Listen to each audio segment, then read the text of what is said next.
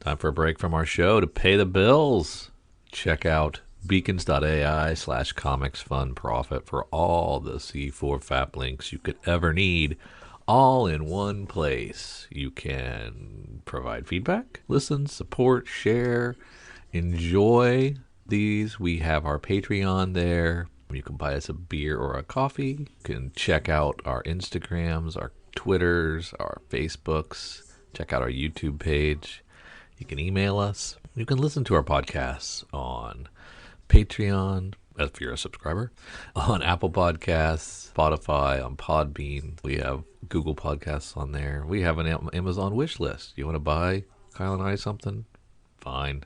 You can do that here. We appreciate it. We have Kyle's RPG podcast listed on there, so you can check out his Dork Day afternoon offerings. We have Cowabunga links, so you can check out the Cowabunga deep discount FOC and pre-order list. Get on that. That's RLCS, so you can check that out as well. And we want to just give you opportunities to say hi, to check out what we're doing, support us if you would like, or just listen. Check out beacons.ai/comics fund profit for all the C4 FAP links you could ever need. Thanks. Back to the show. Aloha. This is Jason from Hawaii. Welcome to a special edition of the Comics for Fun and Profit podcast. In this episode, I will be interviewing writer-artist Richard Fairgray. He is here to promote his latest book, Four Color Heroes. It is an LGBTQ plus young adult graphic novel from Fanbase Press. Richard, welcome to the Comics for Fun and Profit podcast. How are you doing today? I'm pretty good. How are you? Oh, I'm doing good. Thank you very much. And Richard, I'm just going to go over your brief history of your incredible work. And I'm going to say, jump in, feel free to correct me, or if you want to jump in, go, hey, I want to talk about this a little bit more, that's fine too. Sure. Okay.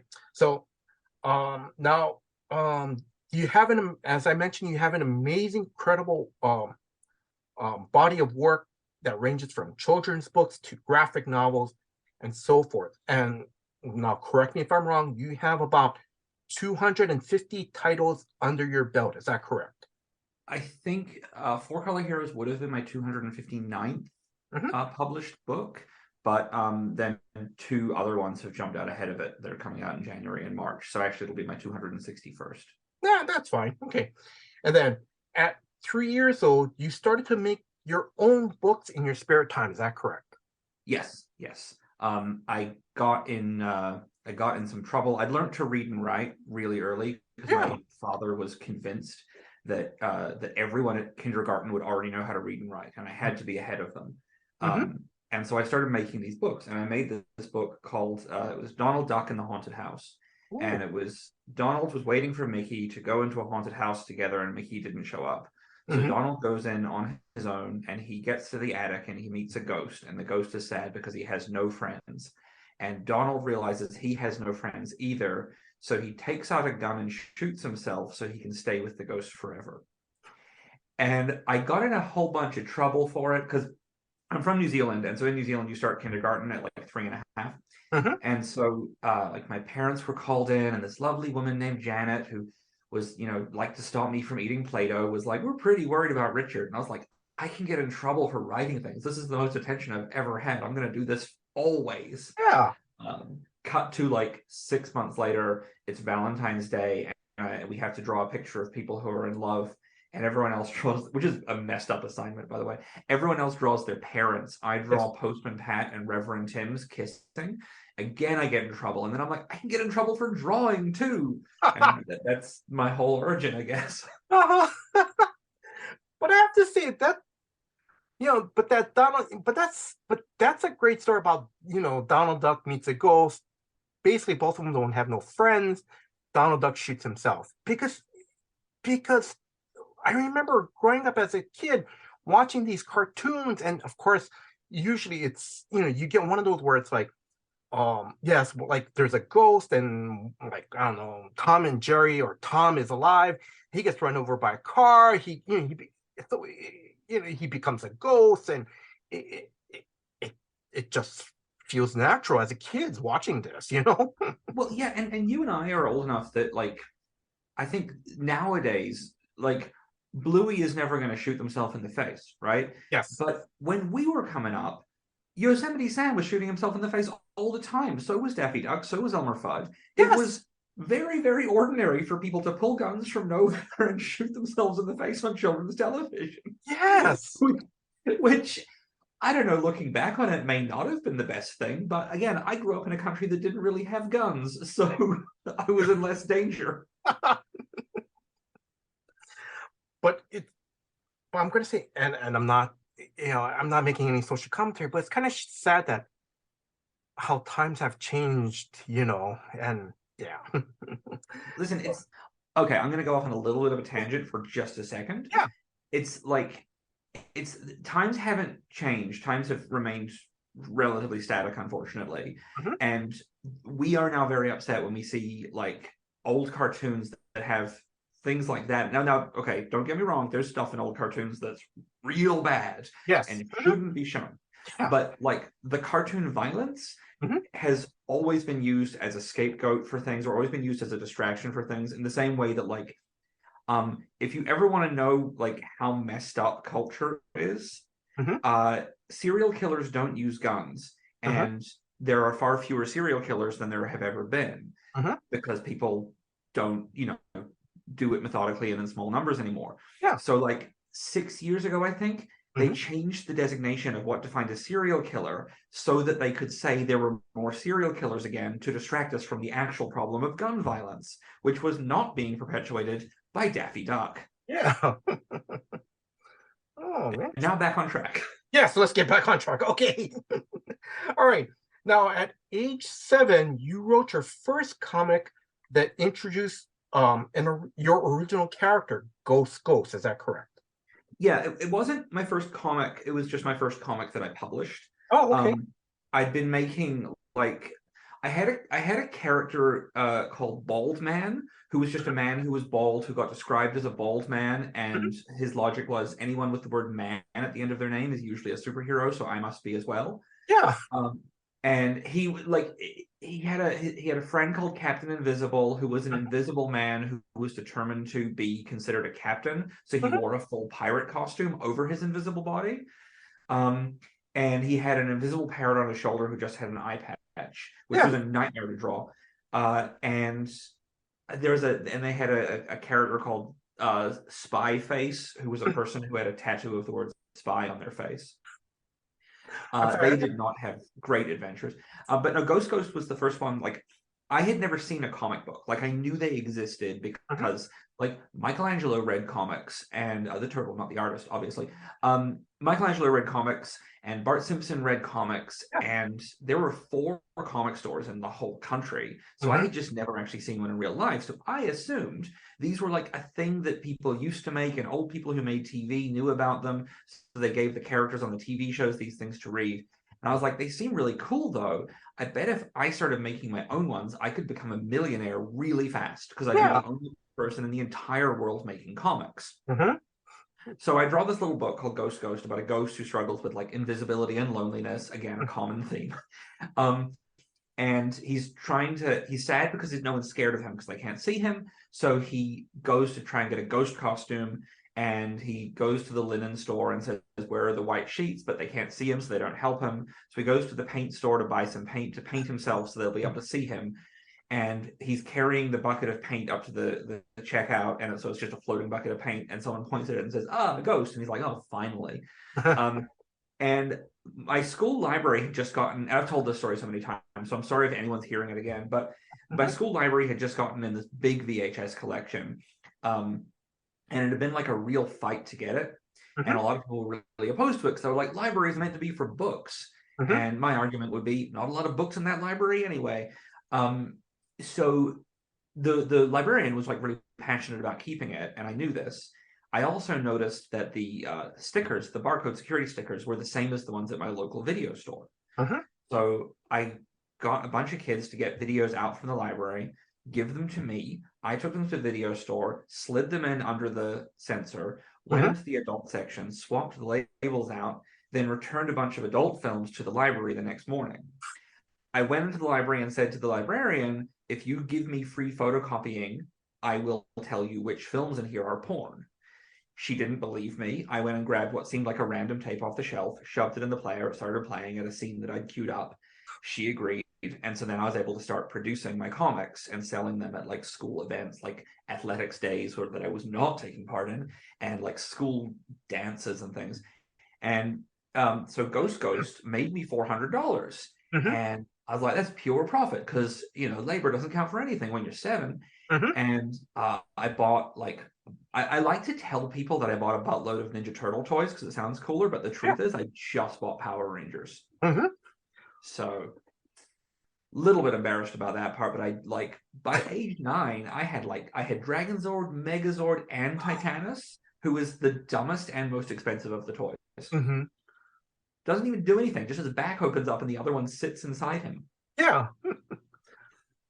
Holy cow, Richard. I mean, first off, for you to be at a young age to really think about you know, really thought-provoking stories.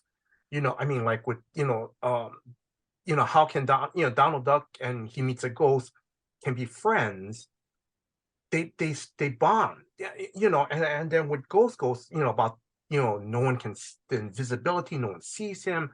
I mean, for someone that young, that's amazing. Because I'm going to say, because probably like most kids, I'm going to say, even if I made because when I made a comic book or tried to draw a scene, it's always Star Wars, Luke Skywalker fighting Darth Vader, or something. Well, see, this is my advantage. I've never seen Star Wars. Yeah. Yes. Mm-hmm.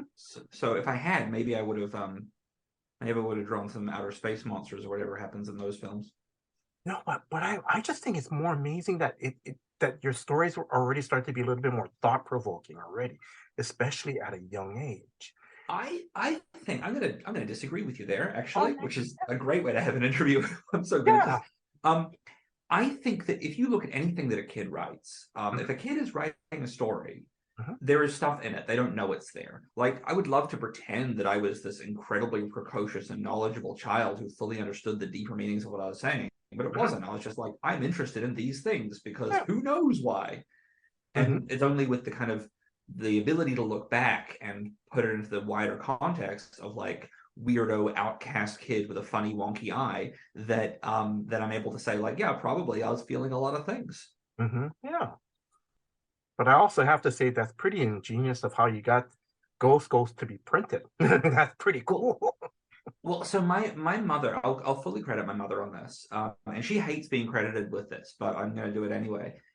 She has the mind of a criminal, and she kind of always taught us to, like, me and my sisters were sort of taught to try and think like, not necessarily like how can we take advantage of others, but like be aware that people will take advantage of you, so know their weaknesses or see the opportunities before they happen. And I remember I was 6 years old, and my mother was telling my older sister Susan and I the story about how when she was a kid, her family would go for a walk down to the local store and buy ice creams. And she would walk behind the rest of the family, eat her ice cream as quickly as she could, and then drop the cone on the ground and start screaming. So people thought she'd dropped her whole ice cream and would get a second one. And my sister, being the like earnest weirdo dork that she is, said, I wouldn't do that. It's stealing. And my mother looked at her and without missing a beat just said, I am so disappointed in you. I'm sorry. I don't mean to laugh, but that's and I was just like, yeah, that's it. That's the lesson there. You gotta find the way to finesse every situation. Yes. So that you can, and like I do not use this to hurt anyone else, I hope. But I certainly have like, I'm always able to look at a situation and think, okay, how can I make this the best? How can I, like, okay, people are wandering around conventions and they're sort of bored because they're mostly looking at things. I'm going to have something that makes a noise to attract them and a game to play. So like when I would do big comic conventions, I'd have a spinning wheel where for 50 cents, you get to spin the wheel and you have a 1 in 180 chance of winning a $2 comic. And people are just excited. They don't care about winning the comic even. They just want to pay 50 cents to spin a wheel because they get to hear that clicking noise. Or or stupid. We had another game where people had to throw ducks into other ducks, which was impossible to win. And people just wanted to touch the little squeaky ducks. And for some reason, everyone wanted to put them in their mouths. And when I'd see them do that, I'd be like, oh, I clean those things. And I know how gross they are before each show. So, oof a doof. Richard, that's pretty cool. And I'm sorry, I got to continue on because if not, sure, just be here talking about. Sorry. Yes, we should get to the actual comic I'm here to talk about. I could talk all day. Oh my God, listeners, we are in for a treat. We really are. Okay, so now, again, correct me if I'm wrong. In 2007, you graduated from Elam School of Fine Arts with a Bachelor of Fine Arts. And also you got a postgraduate diploma in secondary teaching from the University of Auckland. Is that correct? Yes, that's right. Okay. And then in 2017, you received the Storyline's Notable Book Award. I think I received 2 of those in 2016, and I think I got 3 in 2017. Oh, okay. All right. I put out a lot of books, and they're all really notable, apparently. Okay. And then I'm going to go over some of your works. Now, correct me if on the title on this one. Blastosaurus, that was co-written by Paul Eiding, and that was published through Golden Apple Books. Is that correct? Yes. And so that one was actually the American run of it was through Golden Apple in 2018 and 19. But there was the original New Zealand run started in 2008, I want to say. And we ran that for 10 years there as we were the highest selling comic for almost 10 years while I lived there.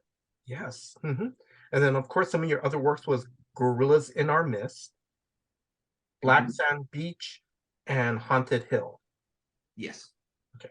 Now I'm going to ask, did I miss anything, or do you want to add anything else? And just to put a spotlight on for listeners to check out your work. Well, I mean, look, as I said, there's literally 261 titles, but if you go to richardfairgray.com, there's about 2,500 pages of free comics up there for people to read through. Complete runs of most of my older stuff. Everything that I've been able to rescue from hard drives as I've shifted between countries is there. Oh, okay. All right. Actually, I'm going to jump ahead to one question because you already mentioned your website. Where can listeners follow you on social media? I am most active on twitter.com as long as it's around. I'm the only Richard Fairgray in the entire world, so I'm very easy to find everywhere. But yeah, I seem to be perpetually on Twitter talking about comic books. Okay. And then also I want to and then before we jump into our interview, I want to give a big shout out to Barbara Dillon, editor-in-chief of Fanbase Press, for setting up this interview. So Barbara, thank you very much. I'm going to ask, do you want to add anything to the shout out to Fanbase Press? Just that they're fantastic. I've been in this game long enough to know that there's good and bad in the publishing world, and in the independent publishing world, there are people who are working their absolute hardest and trying their best all the time, but there are only a small handful who do it with absolute integrity and respect for the creators at every turn.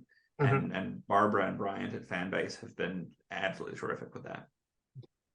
And then and also I want to let listeners know that I got some of the information from a YouTube podcast, Two Geeks Talking.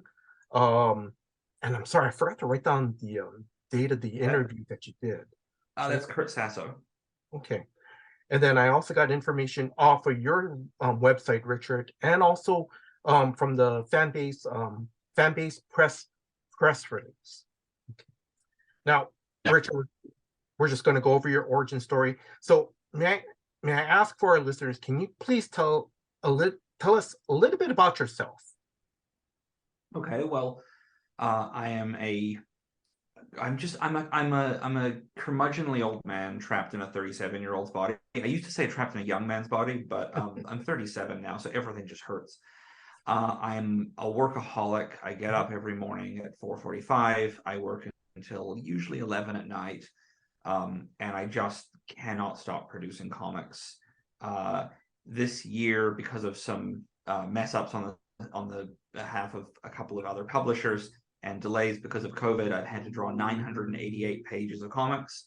It is currently December 12th, and I have 141 pages left to color by the end of the year. I am exhausted all of the time.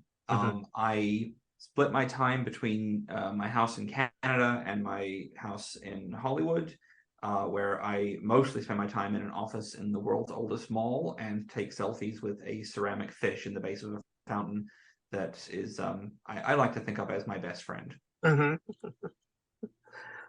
I'm going to say thank you very much for your time. Yes. Oh my God. But yes, thank you very much. No problem. I'll just stay up an hour later tonight. I'm drinking a Red Bull while we talk, so it's all good. Okay. All right. Now, if if you don't mind me asking, like, what was the first comics or even Sunday comics or manga or anything that that you came across? Because I didn't know comic store, like I didn't know comics existed and I didn't have access to a comic store. My grandfather had a like one Calvin and Hobbes strip that was like stuck up with a fridge magnet on their fridge, and it was such I can't even remember what it was. It was something about like a bully pushing Calvin off the swing, I think. And he thought that was very funny because a child fell down. And that was like really the only one I'd ever seen. Okay. And then when I was 16, I decided I should just try and find comics. I don't know how to do this. I didn't have the internet at home. And I thought, if there's going to be comics anywhere, they'll be in the city. So I got on a bus and went to the city, and I wandered around into like every skanky dark alleyway I could find, hoping to find a comic book store or like a secondhand bookshop that might have some like stuff. Like I was just looking for grimy places, Yes. And I actually found one. I found a comic store that was moving that day, and they had like all of their back issues were hugely discounted.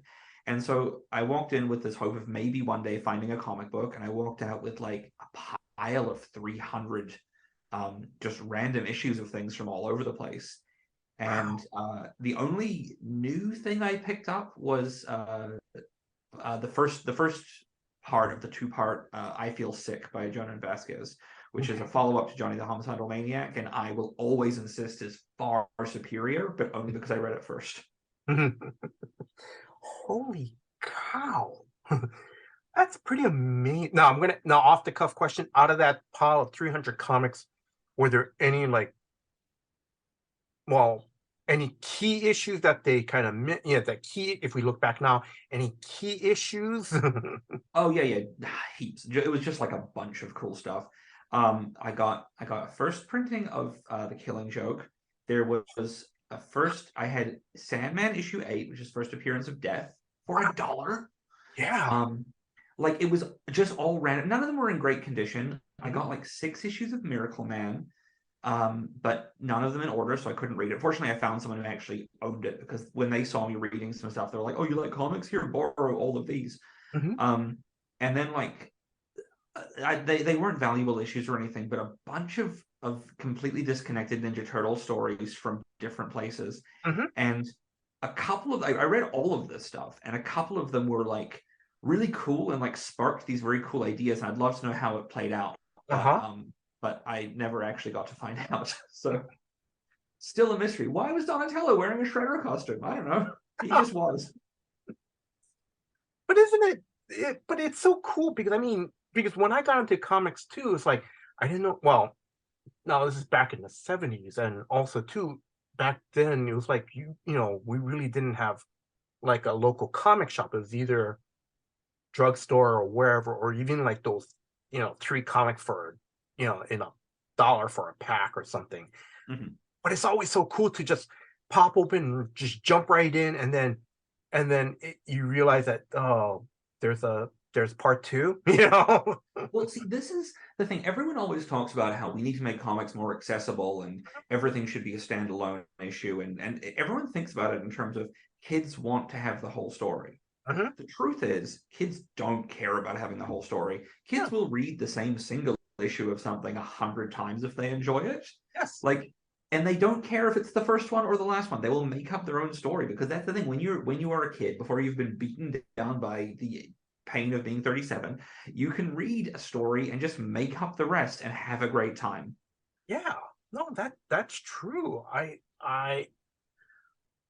Because the thing is, I remember reading and very old. It was part 2 of Brave and the Bold issue with Batman, Metal Man, and Green Arrow. It was the second. It was part 2. It was the conclusion of a 2-part story. All I know was, I think in the beginning, the middleman Tin was dead, and I remember just kept reading it over and over again, because I didn't know, because I figured I can't go back and get part 1, because it's, as a kid, it's like, it's gone, right? It's done with already. But years later, I found out, I found it in some dollar bin or something like that. So yeah. And then when I read it, I was like, oh, okay, well, so that's what happened? All right. But then I was a little older too, so. Yeah, I think, like, sometimes it's just more fun to never know. There's so many, I think the way that we make comics like more accessible is simply make them more physically accessible. Just have comics everywhere. Kids will pick them up. Yeah. They'll read standalone pieces. They'll trade with their friends. They'll talk to other people. I mean, this is such a huge part of it for me, is that, like, comics has led to a community. Like, I found a comic store I liked. I made friends there. Some of them I still have 20 years later. And every time I've walked into a comic store, a good comic store, because we know there are bad ones, but every time I've walked into a good one, I've, like, met a bunch of strangers, and we all talk, because for that moment we all have this thing in common of, we like this place, so let's be friends while we're here. And we become children again, because it is that same level of, I also like the color blue, let's hang out. Yeah. And when you were a kid, if you pick up a single issue of a comic and you read it and it makes absolutely no sense, then you walk over to another kid and you say, do you know what happened to this? Do you know what happened here? And that other kid says, yes, I do. And then they tell you the thing, and then you don't need to read the comic because you've shared something. And then you have a friend who you share comics with. And maybe I'm being, like, all idealistic because I didn't have this, but it sounds wonderful having friends. But then, but I think also too, and I'm going to say, if it's a nice civil conversation and stuff, you can do that back and forth, thing where it's like, well, but Superman can't do this. Why did Superman do? And they'll be like, well, he remembered this issue, or no, he can do this, and it's just that nice, like you said, it's that nice shared experience. Yeah, and, like, what's really fun? Talking to someone about all the different things Superman can do in different versions. What's not fun? Saying, like, talking to someone who's like, I hate this Superman because his belt buckle is the wrong shape. Yes. Yeah. Oh, yes. So, yeah, Richard, I hear you, and if you don't mind, I'm just going to start moving on to the next question already. So yeah, absolutely. All right. So, all right. Because when you started to write your stories when you were young, what was the spark that lit the fire in you to start writing at a very young age? I think I just really, the writing part was that I just really liked telling stories. My father used to tell stories to us when we're like, at night. He would, like, lie on the floor of it's actually my sister's bedroom, and I would be in a chair and she would be in her bed, and my father would just, like, lie on the floor and tell us a story until we were kind of, like, dopey enough from being in the dark for 20 minutes that we'd be willing to go to sleep. And his stories were garbage. Like, they were just awful. It was about these pandas who sometimes went to a train station, and there was, like, an evil train conductor who was mean to pandas for some reason. It was just dump city. And I would just sit there being like, no, that's not what happened. You're saying the wrong things. You're getting it wrong. That didn't happen. No, I remember this part. And I would just constantly critique his stories, and I'd get so frustrated. And I'd be like, I'm just going to start making up my own. This is going to be much better if I write my own stories. So I guess it was spite. Okay. I'm going to ask you, and how did it feel to have your name on your first published work at a young age? Well, Ghost didn't have my name on it because I thought I wanted to be able to like ditch the evidence if I ever got in trouble. Okay. And I just thought like, well, if my name is on this, then it's definitely me. I mean, it's obviously me anyway, but like a lot of kids don't realize this. If the adult can't prove it, then you can get away with whatever you like. Just never admit to anything. I think the first book, and I think the first time I actually put my name on the cover of a book was a graphic novel I did when I was 16 called Being the Antichrist. And it was about a 12-year-old boy who was too immature to bring about the end of the world. And it turns out that he'd been too immature to do it, like for thousands of years. And this was like his 100th lifetime going through, and he'd like reached puberty again. So it was like a really difficult point for him. And that was sort of a disastrous mess of a book. But again, I was 15 or 16 when I wrote it. But it was the first time I had my name on the cover. And that was actually the first book that I had that I was selling at a convention, because right after I found that comic store, I went back to go to like the new location the following week, and I was walking down the street and I saw this big line of people, and I was like, I wonder what they're lining up for. And I look, and there was this big truck of craft dinner, and I was like, oh, I've always heard about craft dinner and I've never tried it because it wasn't available in New Zealand. So I wander over, and these people are just carrying boxes. I'm like, what's going on? And this guy says, if you help us carry boxes, I'll let you in for free. I'm like, free entry to some kind of mac and cheese event? That sounds amazing. So I carried all these boxes in, and it turned out that I was in a comic convention. Holy cow! So I wandered around, and I found this like another comic store. I had a booth there, and they sold me From Hell, Watchmen, Dark Knight Returns, the first volume of Sandman, and a Batman Judge Dredd crossover that absolutely sucked butts. And I just like, I had this like wonderful time. I stayed there for a couple of hours, and I said to the people at the comic store, I was like, what do you do tomorrow if you sell too much stuff? And they're like, we just, I don't know, empty tables. And I said, I have a bunch of books. Can I bring them in? And they're like, you can't sell used books. I was like, no, they're by me. And so I came in the next day and like just started selling books. And I was like, I don't know, they're $10 each, I guess, and sold like 50 of them and bought a lot of absolute junk at that show. But I was like, oh, cool. Okay, well, I'm about to finish high school pretty soon, so maybe this will be my job.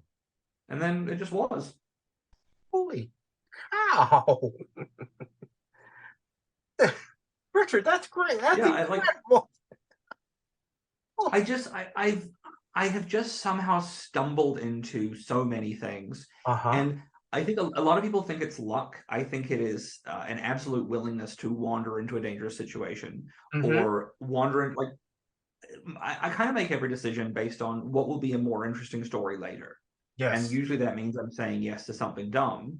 And, you know, adventures happen. I would like with someone asked me recently, my book Haunted Hill, the first volume of it is about like kind of a wild, like one of those endless nights of adventure where you get in a car with some strangers and some stuff happens. And they're like, well, how did you come up with the stuff? I was like, oh no, that literally just happened to me. So I wrote about it because I was walking home one night and a car pulled up and said, hey, Mark.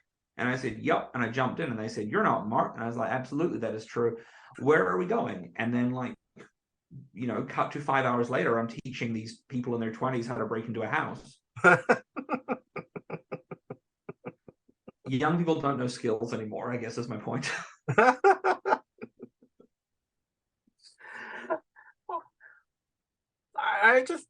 have to. That's pretty cool, you know.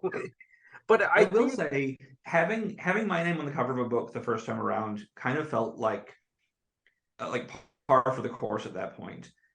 There was a long period in the middle where I had other people's names on the book with me. Some good people, some really terrible people, and only this year have I started having a few books finally start coming out again that are like not being weighed down by certain people. And that feels really good. Like, it's like I look at that, I'm like, this is a book that's by Richard Fairgray. It is written, penciled, inked, colored, formatted, and prepared for print by Richard Fairgray, and that is all. That is pretty cool. Now, and I'm going to say that's kind of the perfect segue to your book that we're going to talk about, Four Color Heroes. Now, for our listeners, what is the story about?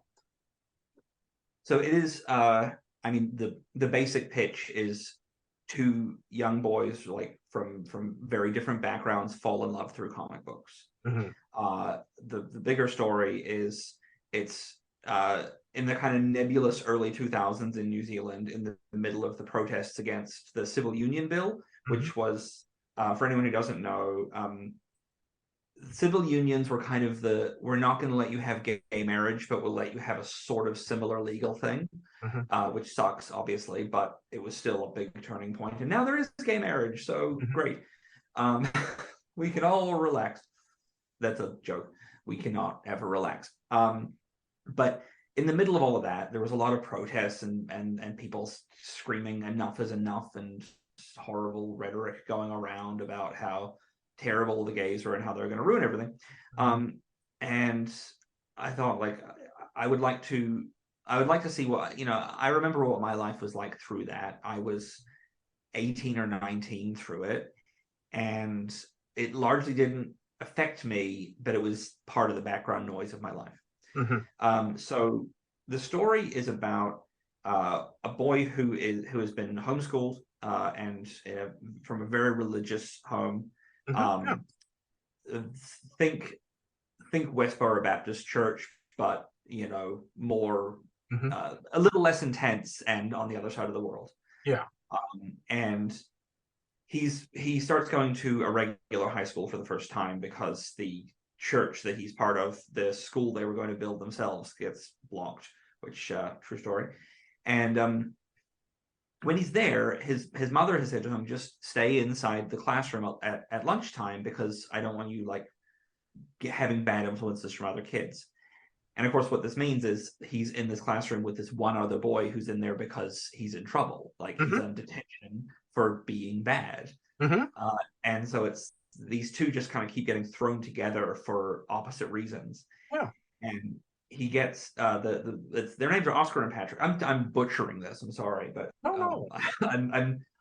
I'm currently coloring page 86, and I'm sort of doing it out of order for a lot of reasons. And so all these little pieces of the story are floating in my head right now because I'm trying to keep track of, like, well, I know that scene is going to have the same lighting as this scene, so I'll do that one next so I can do comparative things. And anyway, let me try and get the story in order. They're in the classroom together at lunchtime, and Oscar is sitting reading a book by the reverend of his church, the bishop of his church, and Patrick is reading a comic book, a superhero book about a character named Telecos. And Oscar cannot stop looking at it. He knows he's not allowed to read it, but he can't take his eyes off of it. And Patrick sees this and is like, well, read it then. Just read it. He's kind of nudging him, and eventually Patrick finds the loophole of, how about you don't read it, but I'll tell you about it, so you still get the experience. And so throughout the story, Oscar will meet up with Patrick, and their lives are very much getting in the way, but they will meet up once a month, and Patrick will tell him what has happened in the latest issue of Telecos. And so throughout the book, we see the Telecos comic book, but only as it's imagined by Oscar. So we never see the real version of the book.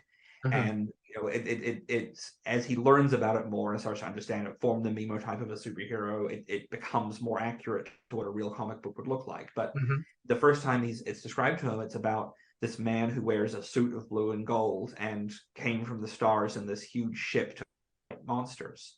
And so when he imagines it, it's a man in a blue and gold business suit with a cape coming off of it on a huge pirate ship flying down from the sky. And so there has to be all these kind of clarifications every time he asks Patrick a question about it.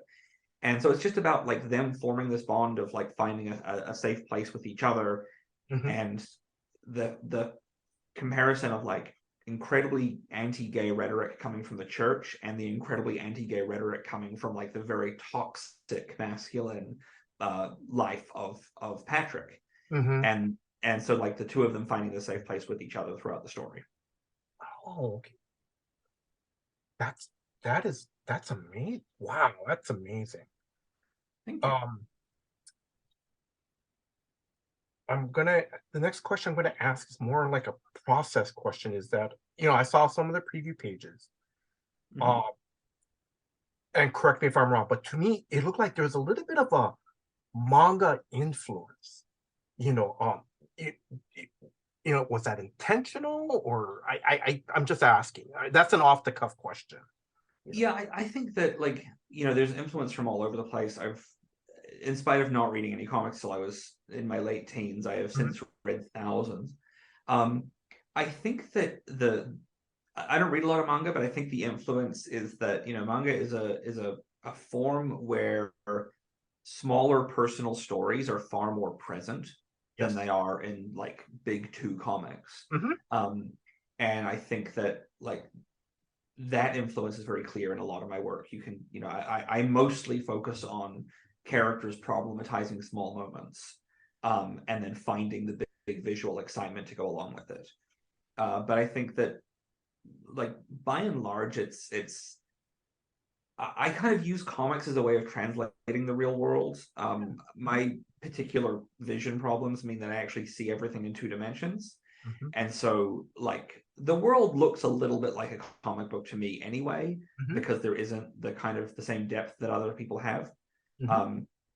And so I really enjoy when I notice something ordinary that I see a way to make beautiful, like by just changing the lighting in a classroom so that it's a little bit more golden, or like framing these tiny things. I think you can, like, there's so much more of a challenge to tell a story visually in an ordinary setting than in like outer space or whatever.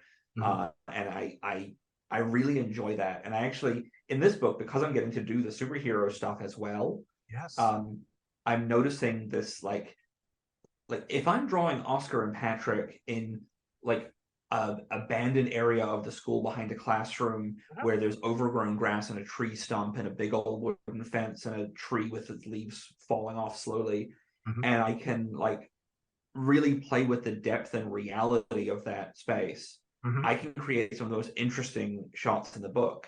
And then when I try and do like Telecos versus the Harpoonicorns from space, it sort of feels like not tortured as such, but it's certainly like the thing that should be easy to make dynamic becomes far more static as I'm working on it. Wow. My next question I'm going to ask is,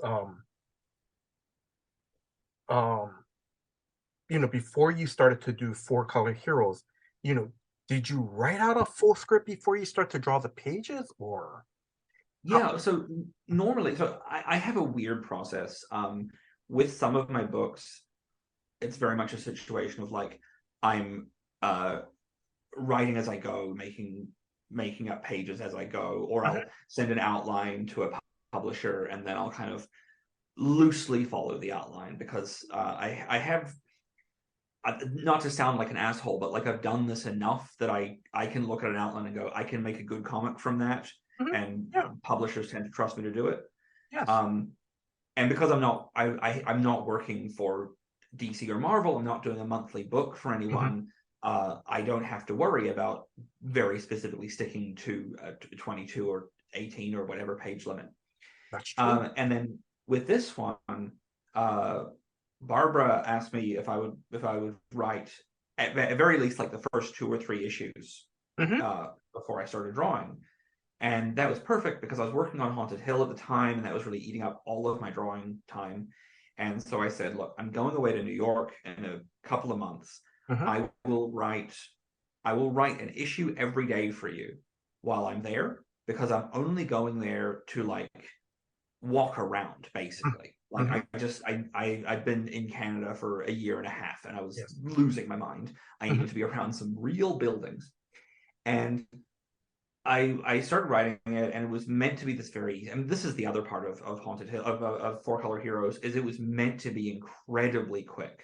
Mhm. When I pitched it, and I pitched it with the full outline, I said, I'll draw it in the similar style to Four Color Heroes. It'll be kind of a little bit cartoony, but it's mostly about facial expressions anyway, because it's about the human connection between these characters. Yes. Mhm. And I'm not that experienced with drawing superhero stuff, so I'd rather keep that as simple as possible. Mhm. Yeah. And they said, great. And they said, how long will it take? And I said, it'll probably take 2 or 3 months to draw. Mhm. Cut to me writing these scripts and then having like looking at them going, oh, these are really good though. And actually I could really like bolster these by setting it in the real world. So that was when I brought in the New Zealand thing to it, because, you know, I had lived in New Zealand for 30 years. Yes. And I needed these characters to feel grounded in something. And I also knew that if I didn't specify where it was, if I didn't specify the church and the beliefs of it, it would read as a kind of a lazy one-to-one for something like Westboro Baptist. And I think that's a cartoonish level of villainy that I'm not particularly interested in highlighting. I would rather look at like what are the very small things and the things we don't notice that ease their way into our real lives that are just all about homophobia and misogyny and all of the other things that are just holding us back. Yeah. And so when I started adding in this reality to it, the scripts became a lot more specific and a lot better. And then at the end of my week in New York, I had these the 7 chapters written, and Barbara and Bryant had been reading them as I went along and approving them and making their notes, what have you. And then I started drawing, and I was like, I'll still do it in that simple style. And I got 3 pages in, and I was like, I am doing a disservice to this script. This has the potential to be one of the best books I've ever made, at least so far, and I need to start again. And so I took a step back and started doing research into like, I want this to, the New Zealand part of it started feeling very important, and I wanted it to feel like it was steeped in that world. So I couldn't just say it is New Zealand. I had to think, what are the trees like in New Zealand? What's the architecture like? I wanted it to feel like I was there while I was drawing it. And a lot of it is just based on memory, but like, you know, I've been very specific about what kind of posters are on the walls of the classrooms, what kind of color schemes are in those classrooms, the model of desk, the model of school, what buses are driving around. I've done a lot of incredibly detailed street scenes as like the school bus drives through or waiting at the bus stop. A lot of this is bus based, I guess. And like to the point of I'm doing like deep Google research to find old stock footage of like things and like news reports that I can screen grab so that I can just like color sample the fabric on the bus seat, or like you know, if you there's a scene where they're just walking down a street. There's a big protest happening, and I thought, okay, well, I need to set that in the real place. And so then I'm looking up what the real place looks like, and I'm thinking, no, I know those aren't the stores that were there in 2004, though. So then I'm having to like research what store was in that place and what was their logo. But then, of course, I can't like infringe on their copyright or whatever. So I have to come up with a fake version of that store that people who know it will know it. And it's, I have like I had to buy one of those plastic chests of drawers that are on wheels that always look like they're going to work really well at Office Depot, and then you get them home and they're just crap. But it's literally filled with printouts of different locations and notes, and like I have no system for it at all. So every time I get to a new scene, I'm like, oh, we're back in that spot. Hang on, let me like, and I unload all of like thousands of sheets of paper and like flick through them trying to find what it was that I had there last time. And so it's become, it went from being a 2 or 3 month project to being a thing that I started in April, and here we are in December, and I'm not finished. So But overwhelming and terrifying, but it's going to be so good. And I'm going to finish it on time still. So that's the most important part. yes. But I think the amazing thing, Richard, is that it's a very personal story to you. And, this is, you just want to make sure, in this moment, during this time, is that you want to make sure it's done right. Because just to hear the passion in your voice about this, not only the story, but it's like also too, like you said, you don't want to just put, hey, we're in New Zealand, and then that's it. It's like you said, you want to make sure that, the protest is in the accurate location, what stores were there, the time period that it took place, like you said, it's almost like writing a fantasy story in that sense. Like the best high fantasy is always something that's pretty similar to our world, but with some magic thrown in, so that it feels familiar but also incredible. And I'm hoping, like, I think that for people who are in New Zealand, it'll feel really connected and really real and like the place they are, but still a little distance because it's 18 or 19 years ago. And I think that for people in the rest of the world, they'll go, I can tell this is a real place. I feel like a tourist here, but I don't feel like an alien. And I one of the things I noticed, I live in Canada, and it's or about half the time, and it's weirdly similar to where I grew up. And not just because like we have certain trade agreements and we're part of the Commonwealth, and a lot of the malls have stores from New Zealand in them, but like the color of the sky, the color of the grass, the color of the trees is really similar. The architecture is incredibly different, so it doesn't feel right. But when I was looking at pictures of New Zealand, and I was in LA at the time, and I was like, oh, that's right, New Zealand's a different color. It's actually just a different color than here, because the ozone hole is there, and so the light comes through differently. And like, that's a little bit of a never-ending story. The water is made of oil and it's toxic, but sure is beautiful thing, I guess. But sorry, that's embarrassing. That's never-ending story 2, not 1. But it makes a difference. It makes a difference. And so like when I'm coloring it, I have to stop and go, like, okay, well, these are the swatches that I use for an outdoor scene in Black Sand Beach or Blastosaurus or whatever. And I'm like, oh, but that sky doesn't work. And these trees, like these 12 different colors of green, none of them are New Zealand green. So I've got to go back and like figure out what is that when I reduce the K value so it'll print nicely. Like, how do I capture this look? And it's and I think also because of like fantasy superhero moments in it, which are so like they're so outlandish that I need the other stuff to feel incredibly real. But there's all of these little Easter eggs in it, like because Oscar hasn't really seen much of the world, he can't even imagine places that are like that far outside of his own experience. So there's a scene that I'm coloring today, actually, where Telecos is fighting the Harpoonicorns in space, and it turns out the Harpoonicorns and the Neptunians don't want a peace treaty. They want to have a war, so they throw Telecos back to Earth, but the condensed time bubble throws them into a future world where a supervillain has taken over. That's like, it's bombastic superhero stuff, right? But when he comes crashing down to Earth, the way Oscar imagines it is he comes crashing down like through the roof of this very like significant church. Because that's a building that he's familiar with. And when Telecos sees all the billboards everywhere saying that Mondar has taken over the planet and that everyone is now loyal to him, all the billboards are on more colorful versions of buildings that I have had Oscar walk past earlier in the book. So I know that he has seen them. He knows what the Burger King looks like with the movie theater next to it and the big billboard that's on that building. So that's where he sees Mondar, just more colorful now. Sorry, this is so like inside baseball nerd stuff. But Richard, but the thing is, again, like I'm going to keep repeating this, is that this is the story that you want to you put your heart and your soul into this, and you just want to make sure it's, like you said, for readers, when they read this, if they're not from New Zealand or a certain part of New Zealand, they're tourists there. And if it's a New Zealander who's lived in that area, they're going to go, yes, I remember this place. Yes, this really looks familiar.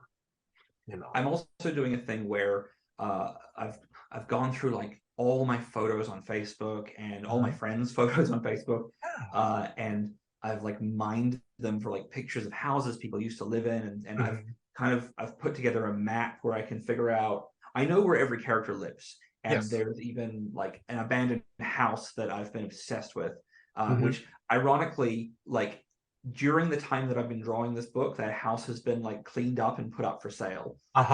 So I wanted to give the characters their own fortress of solitude, essentially.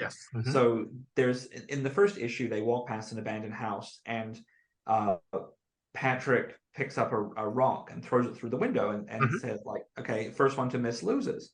And Oscar says, I don't want to do that. He says, why not? He says, I think I'd rather make things better than worse. And it's kind of the driving force of their whole relationship, is that like Patrick hears that, and it's the first time someone's ever kind of put that into words, and he realizes he kind of wants to do the same thing. And so they end up Patrick breaks into the house, and they kind of clean it up together and make it their own like hideout where like Patrick's friends and brother and awful father won't bother them with it while they read comic books, and Oscar's church won't know that he's there. And I love abandoned houses, and I love the idea of a cleaned up abandoned house where you make your own hideout. That's the a place that everyone overlooks and has become forgotten. But because I know where that house is, I was like, okay, so from that house, I need to make sure that I know where the bus stop is that they'll walk to that house from, and so then I can have what they walk past, because they're going to walk past that same stuff 6 or 7 times. But I don't want it to feel too real to people, and I don't want people looking at it and going, oh, actually, that person wouldn't have had their recycle bin in that location at that house. So I'm doing things like I have them walk the wrong way the first time. And there's an implication that Oscar is trying to like lose Patrick and not show him where he lives, but has to come back onto it, eventually give up and come back onto the path home. But I'm also like, I'm flipping images so that they're like, the house would be on the wrong side of the street, and the fence goes like, they go down a hill instead of up, and just little tweaks to it so it's exactly like New Zealand, but just not like, you'll look at it and you won't know why it's wrong. So yeah, I'm probably putting too much thought into the psychology of this for the reader, but I hope some of it works. No, but I gotta say, that's Richard, that's amazing. It really is. Richard, I'm sorry. I'm gonna start slowly wrapping things up, because I wanted to try to, keep this to an hour, and then because I don't want to take too much of your time, because you're still working. Oh, you're all good, but yeah, whatever you want to do. Okay. So it's my fault for talking. No, Richard, no, Richard, no. No, because the thing is that, the story of, now correct me about your main character's name, Oscar and Patrick, the story, this is an important story for you to tell about Oscar and Patrick. And also too, I think what's also, also important to you too, is to make sure the setting is correct. As much as you can, as much as you can, and just for you to put a lot more, to put a lot of thought into it, that's amazing and incredible about the research and so forth. Well, I think a lot of it is that, I never felt very happy in New Zealand. I was always the weirdo, always the outcast. People would say words to me like, you're too smart for your own good, which I always think is nonsense. But I knew that if I was going to do this, I had to become obsessed with it. If I was going to care about it enough, I couldn't, like, from the reason I don't do comic strips is because in a comic strip, you draw the first one and you make it beautiful, and then you start finding the shortcuts so you can draw it faster. And because it's the same thing each time, not all, but a lot of comic strips are basically the same format every time. You are able to find those shortcuts. And I started a comic strip when I was 20, and day, it was just two people talking, and that was, that was it. So there was really not a lot going on. But the first strip, they were at a table with shelves behind them, and then I thought, okay, well, I could add those digitally, so I can just, okay, so then the second strip, I just drew the line for the table and the people, and I thought I'll drop that bookshelf in next time, because it took a long time to draw all those books. And then let's just say that by the fifth strip, they were inside a cupboard. I wasn't even drawing the people. I was just drawing the word balloons because it was dark. Like, as soon as I have one shortcut, I'll take them all. I have to make my work as hard as possible so that it is always interesting. And so I treated New Zealand the same way. Like, if I was going to do this, I had to make myself care about it so much more than like just being a grumpy teenager who wanted to leave. Yeah. I'm going to say, please don't take this the wrong way, but I think it kind of shows that you do love New Zealand, and somehow you miss it a little bit. I don't think that's it. I think that I write my stories a lot of the time for the person who I was, right? Like when I'm writing kids books, I write kids books that encourage kids to imagine things, don't trust adults, believe in themselves, and find the way through. And I make them weird, and I make them gross, and I make them sometimes scarier than most kids' books would be. Because I'm writing them not for me now, but for me then, because I wish I'd had that. And I'm writing this book that clearly shows that the world they're in is hard and unpleasant and really limited by so many forces. But I think that if I had read that when I was that age, I wouldn't have started liking my life anymore, but I would have certainly felt like at least someone out there saw me. I think that I got into a really bad friendship when I was a teenager. I'd never met another writer ever in my life. And then I met a man who was a published novelist. And he would never let me read his novels, and I did when I was like in my late 20s, and they were absolute garbage. But it was so exciting for me as a 13-year-old to meet a writer, and I was like, finally, my master splinter has arrived. I can have a mentor. And it was the most toxic and awful relationship. He drained me of everything for years. He has credits on multiple series of mine where he really just didn't contribute anything. But I was so desperate to feel like I was part of something and not just out there flailing on my own. And so I'm hoping this book can do that for someone. And like, because there were so many books that I read as a kid that were like, here's this fun, like I wanted to move to America so bad. From like when I was 8 years old, I was watching Baywatch, and in Baywatch when they swim, it's so obviously a tank. Yes. And I asked my mother why that was, and my mother, being wrong about everything, said it's because they film it in Los Angeles, and the water there is so dirty you can't swim in it. And I was like, all right. And I immediately decided, I'm going to live in Los Angeles then, because I hate going to the beach. And I have to go to the beach all the time because my dad's really into sailing, and my sister's really into sailing. And we live near 3 different beaches. And I hate it. I hate it so much. If I move to Los Angeles, I'm not even allowed to go swimming. That sounds perfect. And, and it was the same, like, throughout my teenage years. I would find books and TV shows that always made other places seem wonderful. And there was nothing that made, or at least like other places where people were weird outcasts but found their community, or like were weird outcasts but were understood by at least one other person. And I didn't have that. And so, like, if I'd had a book about the place that I grew up that showed someone like me being okay, and not like, that kid doesn't play rugby, he's not a real New Zealander. And then at the end of the story, he realizes that rugby's fun after all. Cool. What a great book I'm being forced to read. And so I don't miss New Zealand. There are people there I miss, like 3 people there I miss. But this is this is my book that I wish I could send back in time and say, here you go, Richard, enjoy this one. Richard, I'm going to say thank you very much for sharing that. Thank you very much. And yeah.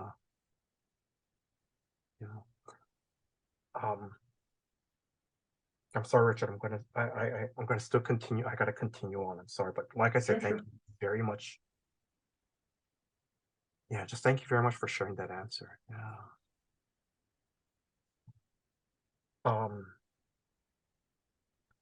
I know this story is going to be translated in. I'm going to try to pronounce the language. Te Real Maori. It's Tereo. Tereo. Roll on the R. Okay. Yeah.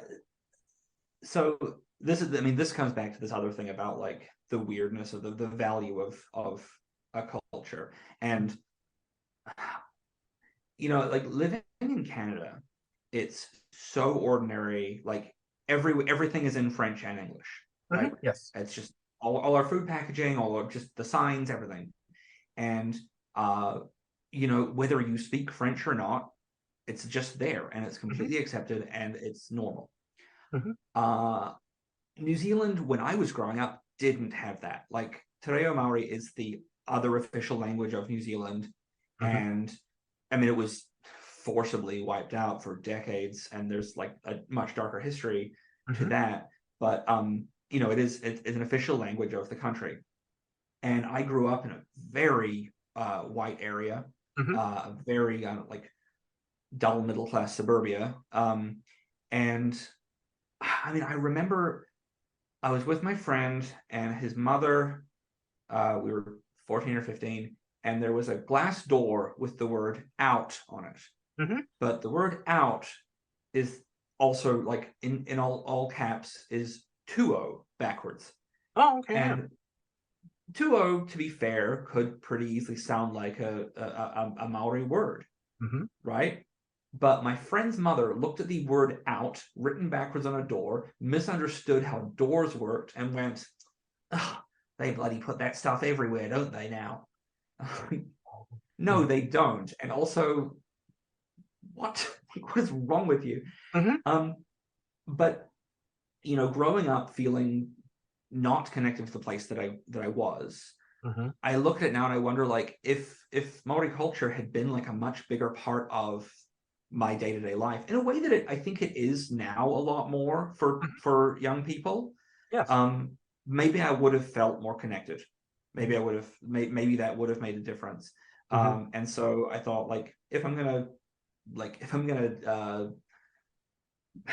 make a book about this place, if I'm going to set something there, then like it deserves to be both. Like I'm not going to be another thing contributing to the problem.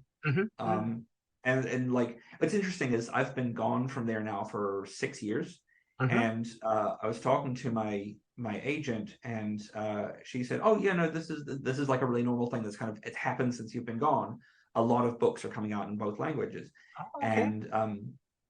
And that was actually after I had like arranged with Fanbase to have that done, and we'd found the translators and everything. Yes. And it was interesting that like it took us a while to find Komako, and I am blanking on the name of the other translator because I've only met Komako so far. Is it Alejandra Jensen? Alejandra Jensen, yes, thank you. It took us a while to find them because like it turns out there's a lot of people doing translations now, and that's awesome. So I was pretty passionate about like making sure this was like available in both languages. It's like we're not doing a print edition for New Zealand specifically because like with shipping the way it is these days, it's going to cost like $50 a book to send it there, So we're doing the digital version in both languages. The print version is just in English and mostly for North America. I mean, it's available for pre-order. Anyone can get it, but like shipping to New Zealand is a lot. But I'm hoping that we can find a publishing partner down there to do a specific New Zealand edition in both languages for schools and libraries and all the places that like, frankly, should have more comic books. Yes. This is an off-the-cuff question I'm going to ask, and if you don't know, that's fine. like, because I know you're still working on it, but is like at least the first issue is available digitally now, or are you gonna, or let me ask you this, are you gonna release it as like a graphic novel digitally, complete the whole complete story? Yes, it'll just be a graphic novel, digitally and physically in, I think, July Oh, 2023. Um, okay. I know that it's available for pre-order now, though. I know that Yes. much, Yes. on the Fanbase Press website. Hmm. And I, because I'm being a perfectionist about this, by the way, I've never colored superhero comics before either. So I've literally put in like 140 hours of time watching YouTube videos while I'm working to learn all of these like other coloring techniques that are like so much more Hmm. about like gradients and different fancy brushes and special Uh-huh. effects and things. So I'm being this weird perfectionist about it. And the first issue I sent them completed with all of the coloring, rendering, everything done. The Hmm. second issue I sent them with just the flat colors. And then I was like, I've changed my mind about how I'm coloring this book. I will send you all of these things as just the inks and the lettering. And I will color the whole thing in one go once I've learned everything I can about it. And I finished all 7 issues like that. And now I'm recoloring the first one and recoloring the second one. And like, it's, I feel like I'm about 2 weeks away from someone's gonna like walk in. For in my mind, for some reason, they lift a garage door, even though I don't work in a garage, Uh-huh. and I'll just be there with strings everywhere with notes about like Sorry, I don't mean to laugh. Sorry. layer 12 needs to be set to multiply at 49%. Hmm. This use the KNKL brush set on color dodge. Hmm. Top layer screen black. Like it's gonna be like I'm at a point now where I can tell you like the color, the like the numeric values of everyone's skin and hair color for the book.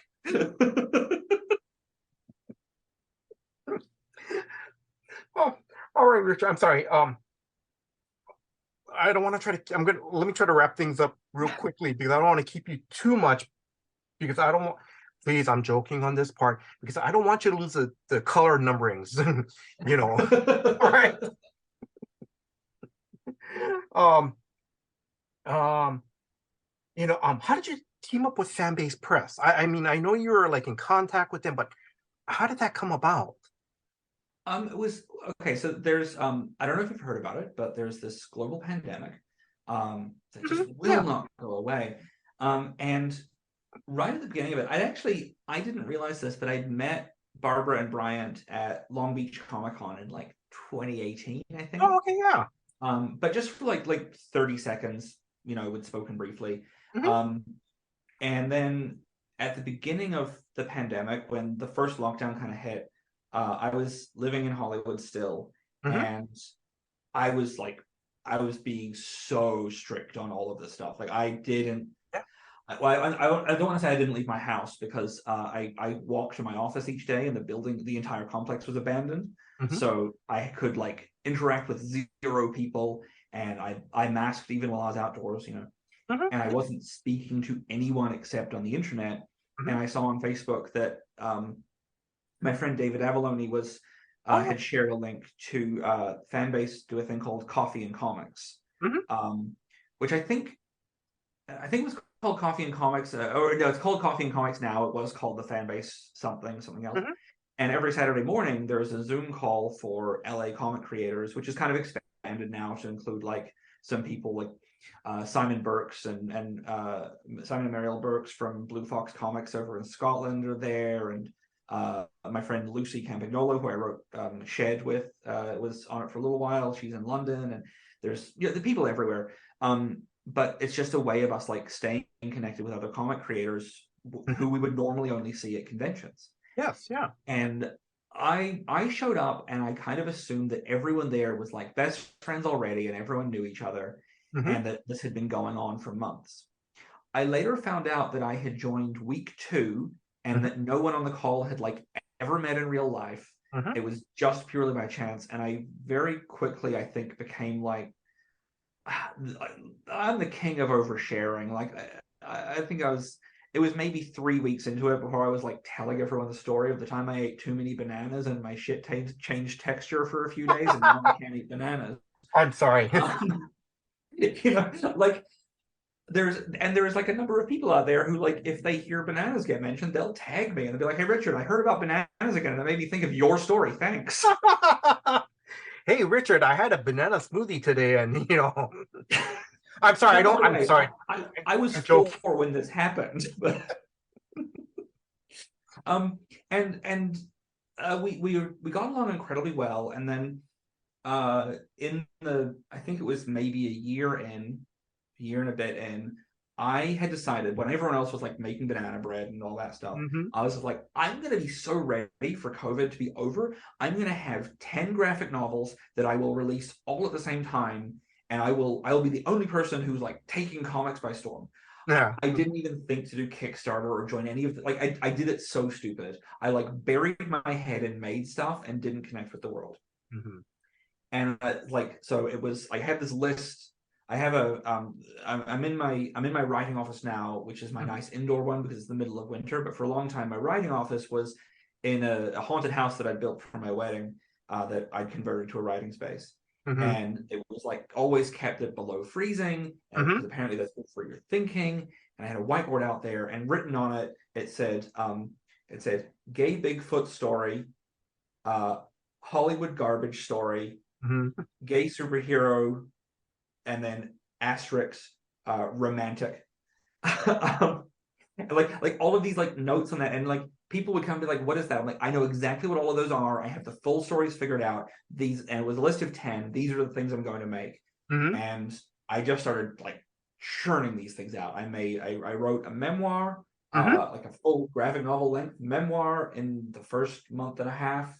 I did this book for Blue Fox Comics called Shed, which came out on Kickstarter earlier this year and is now available for pre-order on their site, about a small town and a sea monster. And again, I mean, another Richard classic. It's about misogyny and homophobia and the cross-section of the Venn diagram where they meet. And I was just making books and making books.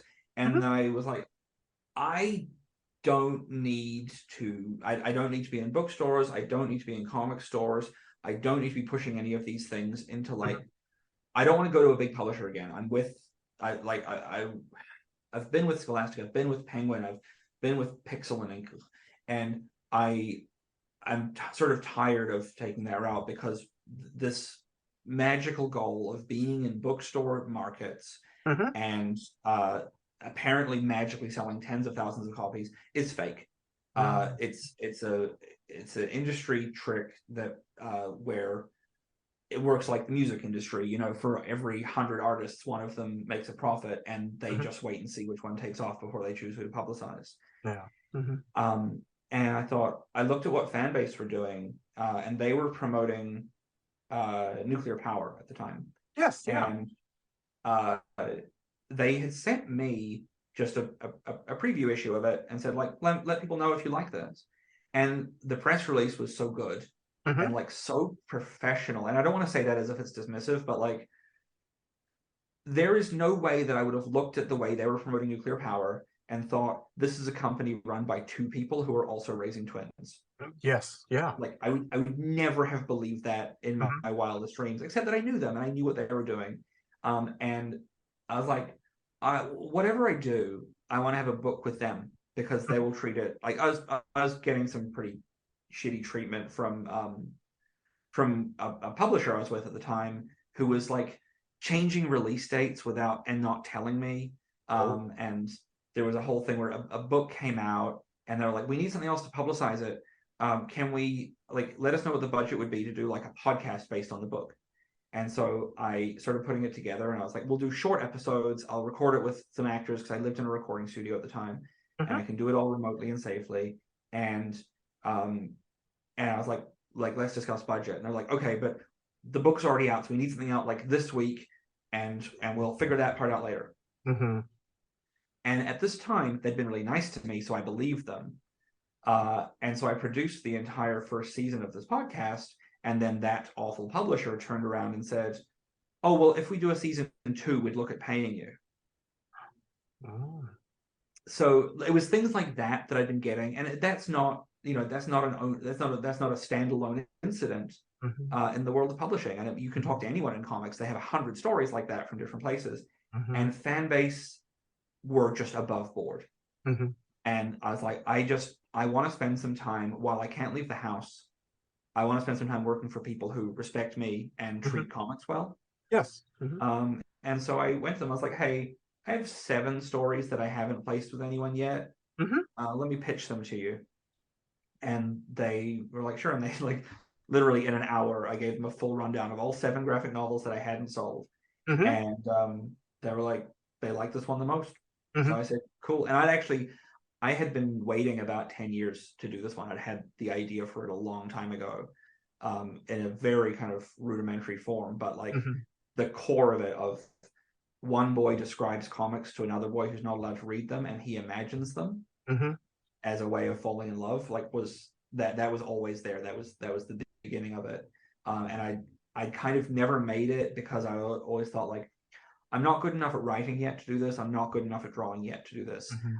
There was a point years ago where I actually was like reaching out to all of my like superhero comic creator friends and being like, would you want to do one of the superhero stories? And we kind of like, it's, and then I looked and I was like, that's going to be so messy. And it's like, there's nothing I hate more than picking up a book and being like, oh, cool, 12 different art styles. Yeah. So I just decided I had to do it myself, but I had to wait until I was ready to do it. And this just felt like the right time. That's really nice. He said with confidence, as he knows that he's going to go and like watch 13 more videos to make sure he's doing things right. It's so weird. Like when I'm drawing, I'm amazing with a pen, like I'm not the most technically skilled artist in the world, but I can tell a damn good story. And I can control face shapes, and I can control expressions, and I can control poses in a way that I'm very proud of. Like but with a pen and paper, it feels like art. Yeah. With digital, it can be broken down to individual pixels, and something in my brain goes, there is a way to be technically correct with this, and you're not doing it. And I go down a horrible spiral because of it. Whereas the reality is, like, no one's going to look at a printed page and be like, oh, you didn't technically do an explosion the correct way, did you, Richard? You're kicked out of comics now. Oh, I'm sorry about that. It's awful when I get kicked out of comics. I'm gonna ask you 3 more questions because I want to, wrap this up because I want to make sure you have your time to do Seriously, your. I will just stay awake longer. It's completely fine. Okay. Right. My minimum. Look, the minimum I can survive on is 3 hours a night, and I will be absolutely fine with that. Red Bull, coffee, Ritalin. I lived in I've lived in 3 different recording studios in my life because stumbling into garbage. And the first one I lived in LA was Ryan Gosling's old studio, and so all the walls were painted with his like weird art of werewolves. The place was called Werewolf Heart, and it's since been it got sold actually earlier this year, which is kind of sad. But when I was living there, it was at the top of a hill, and the water was undrinkable because it's LA. So if I wanted water, I can't drive, I'm blind, so I'd have to walk down and carry a lot of heavy water up a hill. Oh God, yes. However, the studio was sponsored by Red Bull, and so I could just drink Red Bull instead. And so for like 10 months, me and my roommate were just like, why are we working so fast? We're always got so much energy. This is so weird. I have this rash all around my heart. What do you think that's from? Now, the rash around the heart actually turned out to be because he was using screen wipes instead of soap because he thought they would clean him better. Oh, okay. Fully grown adult man.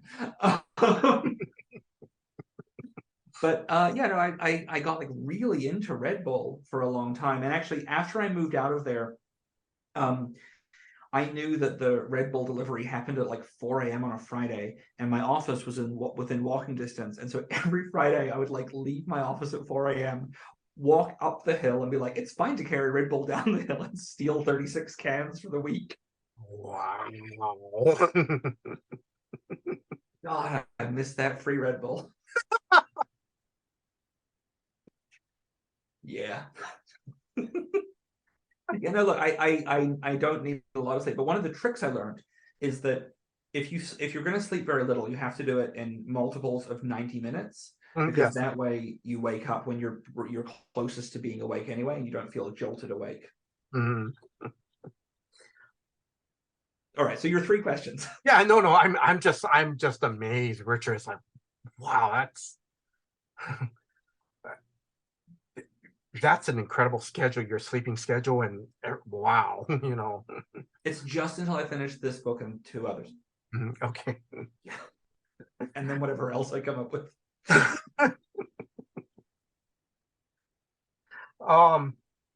Now, for Four Color Heroes, now correct me if I'm wrong, you do the writing, the drawing, the lettering, the coloring.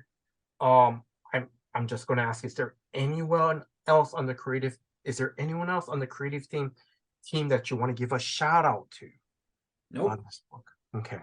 I will shout out my other collaborators on things. I mean, and mostly that is just Lucy Campagnolo, who co-wrote Shed with me. Because that book is like wonderful, and I'm so proud of it. But no, this one has been me from start to finish. There's there's like the comic of it all has absolutely no one else involved. I mean, like in terms of the production of it, like as an editor, Barbara has been fantastic. And her and Bryant came up with some incredible feedback on it. Actually, there was a whole chapter added because they realized, like, hey, you've been in this story for 10 years. Yes. You skipped over some stuff that the readers need to know. And like it unlocked a huge thing, and that like they have been great with that. And again, incredibly quick with that. Our translators are wonderful and have been great to work with so far, and I'm looking forward to like the complicated nature of relettering a book and still having the right words be in bold or italicized for emphasis of dialogue. But that's a whole headache that I'm not ready for yet. And there's going to be a couple of essays in the back of the book. And I would love to shout out those people, but I don't think it's been announced yet, so I don't think I'm allowed to. That's fine.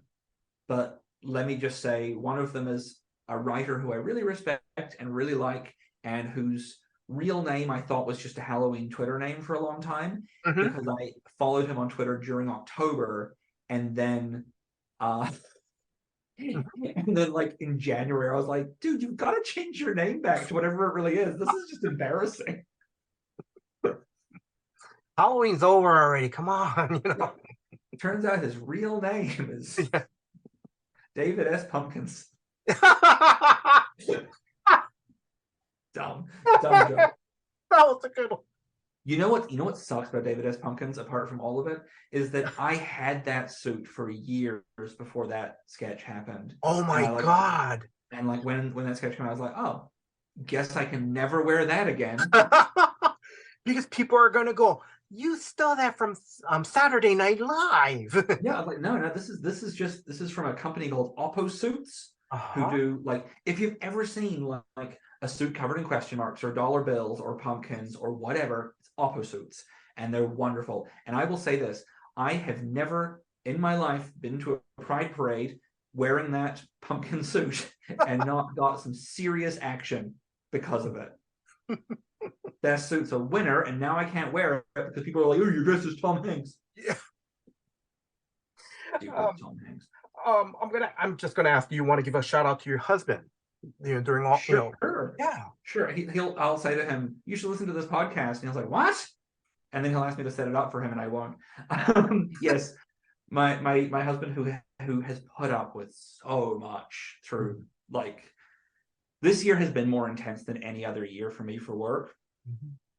And like we have a system set up now where rather than decide what to eat for ourselves, we have a big jar on top of the fridge with numbered balls inside it, and we draw it like a lottery every morning. Because like the idea of having to actually plan a meal is too much for my brain when I'm like, I've been up for 5 hours. Do you, like, I've been working since 4 a.m. today. Do you expect me to try and think of like whether we're going to have Greek chicken or salmon for dinner? I don't know. Yeah. Just pull them all. So like he's put up with some buck wild like I thought it was. I have a lot of sympathy for him. He did once say to me, he's like, when it's this much work, it feels like I'm just alone in the house with a person who doesn't look up from their desk. And I'm like, is it okay? He's like, yeah, it's fine. It's fine as long as there's an end date. I'm like, yeah, it's just this book and 2 more. But we have like he hurt his knee last year. Oh, I'm and sorry. So we've been waiting for a knee replacement, and Canadian healthcare, there's a huge doctor shortage. Yes. And so there was a 3-year wait list, and we had to go private and go out of province. But as of last week, we went to Montreal, and he got a new knee. Oh, so good. He's recovering from that now. But also, I went all the way to Montreal and didn't leave the hotel even once because I was working the whole time. Yeah. Which is, I've always wanted to go to Montreal. Yes. So he's recovering, and so like the plan is that next year, one of my best friends is getting married in April, so I'm flying to Australia for that, and we'll do some traveling. We'll probably go to Japan for a while, and go back to New York, which is where we went on our honeymoon. We both love that place. Like, I've been there a lot, but he's only been there the once. So we're going to do things. We're going to we had this, before COVID, we had this wonderful life where I would live in Hollywood for 6 weeks, then come here for 2 weeks, and he would do it on the opposite schedule. So we spent half our time together. And he misses Hollywood a lot. I desperately miss Hollywood. It's my favorite place in the entire world. It's the only place I've truly felt at home.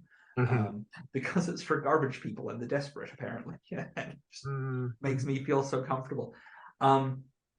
So it'll all be good. So yes, shout out to Raymond, my wonderful husband, who really wishes I would stop posting so many weird pictures of him on the internet. Well, I'm glad that Raymond got his knee replacement, and he's recovering right now, correct? Right. So isn't it amazing that you asked me such a simple question? And I was like, let me tell you my life story. No, but Richard, I'm gonna say no, but I'm gonna say this is just thank you very much for being open and sharing this as well. Just thank you very much. Yeah, you are welcome. Yeah, thank you. I had this one of the reasons that I'm not doing children's books anymore is because I always felt like I was having to skirt this line between acceptable behavior in public places and the kind of unapologetic dirtbag that I really am. And there's obviously just basic human decency where you're not being an unpleasant person to other people, but there's also a time when for me, I have never deliberately, well, I can't say never, but as an adult, I don't think I've ever deliberately tried to offend or shock. And without fail, the times that I've offended or shocked people, it's always been because I was just saying something that I thought was normal. Yeah. And then it the turnaround on it, and I was doing a lot of interviews for various kids' books, and I'd come away from it and I'd be like, oh God, did I say something wrong? What have I said? What have I said? What have I done? And then this year, I put out Haunted Hill, which is my favorite kind of very personal, weird book. And I was doing a lot of publicity for that around the beginning of the year. And I started noticing that I was coming out of every interview feeling good. And I was just, talking about whatever. And then I did an interview, and I had a couple of different books coming out. Haunted Hill was just wrapping up the first volume, which is 12 issues. And another book, which I won't say the name of because I'm actually refusing to publicly say the name of that book because I hate the publisher, was coming out. And they basically, an interviewer reached out and said, we want to talk to you about your comic. And I was like, okay, great. And I thought, I'll ask them at the beginning of it which one it is. Is it the kids' book or is it the very adult book? Yeah. And right before the interview started, I had forgotten to ask, and the guy said, oh, by the way, I wanted to let you know I love Haunted Hill. I was reading it last night. Yes. And I was like, oh, it's about Haunted Hill. Let's talk about that then. Cool, I'm on board. And the first question he said was, so a lot of the locations in your book are based on real places. Which one is your favorite? Now, the other book that is very much for children also has some real life places in it, but it's largely set in an actual fantasy world. So not even a slight clue that it could be about that. Yes. So I responded, thinking we were talking about Haunted Hill, with, oh, definitely Slamtown. It's based on my favorite sex club in LA. I'm sorry. And I'm not going to give the full rundown of things I said, but I might have said the words, it's great because you can stay standing, and obviously the floor there is pretty gooshy, so you don't want to be getting that on your pants. And this was on a live stream. Oh my God, I'm sorry. And I talked for maybe 8 minutes before he said, okay, but back to the topic at hand, and then said the name of the other book. And I was like, every time, I cannot get it right. So I've just, like, one of my best friends died recently, and he was absolutely unapologetic in every part of who he was. And I realized, like, I need to be that. I can't do this thing where I'm trying to juggle which public version of me I'm being. Yeah. So that's why I overshare.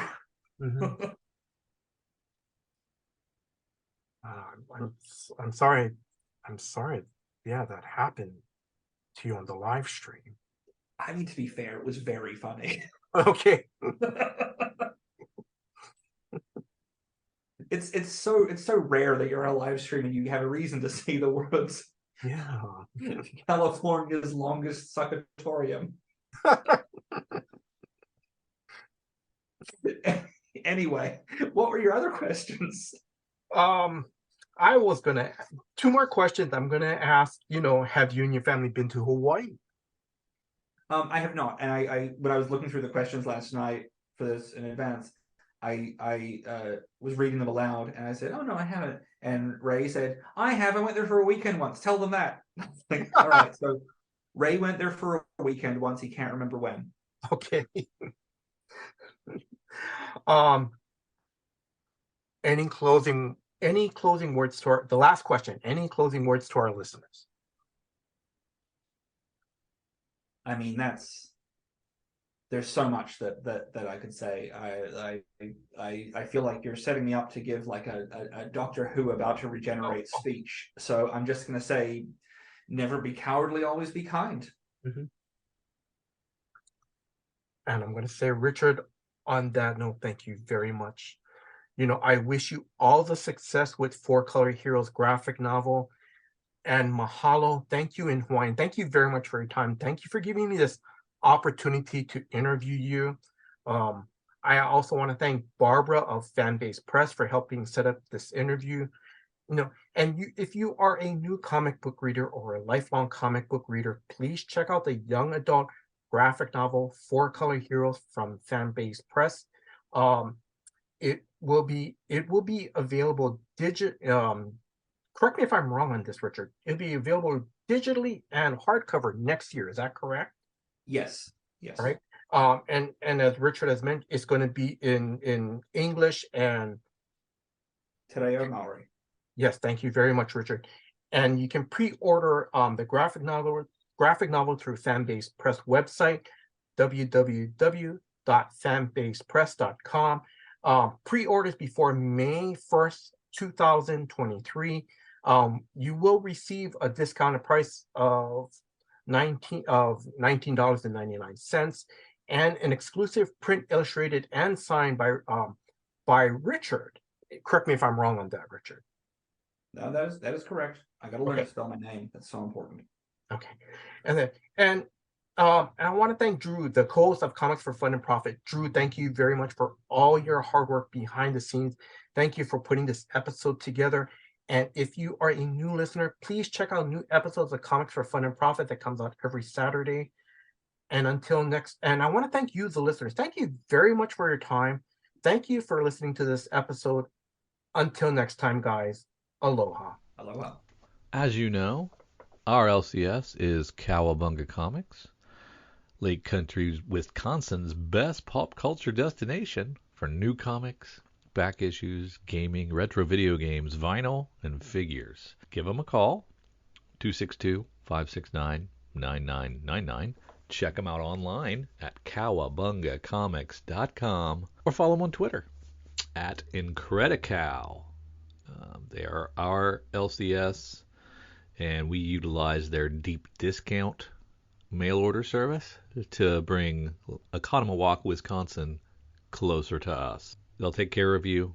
Tell them Drew and Kyle sent you. Say hi to Eric and James from us. If you need an LCS, you can't go wrong with Cowabunga Comics.